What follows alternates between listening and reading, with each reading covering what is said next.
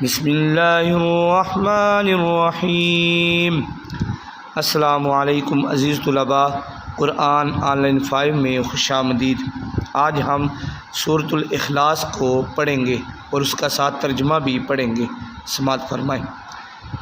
سورۃ الاخلاص مکیہ۔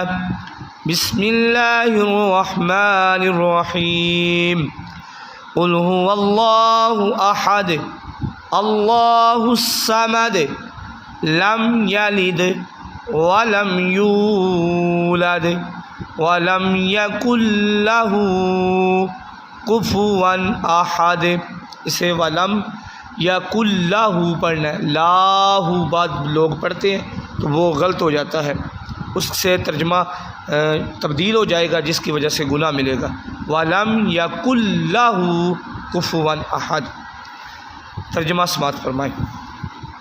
اے محبوب فرما دیجئے، هو اللہ احد، وہ اللہ ایک ہے، اللہ الصمد، اللہ بے نیاز ہے، لم یلد ولم یولد، نہ وہ کسی سے جنا گیا اور نہ اس سے کوئی جنا گیا، یعنی نہ وہ کسی کی طرف سے پیدا ہوا نہ اس سے کوئی پیدا ہوا۔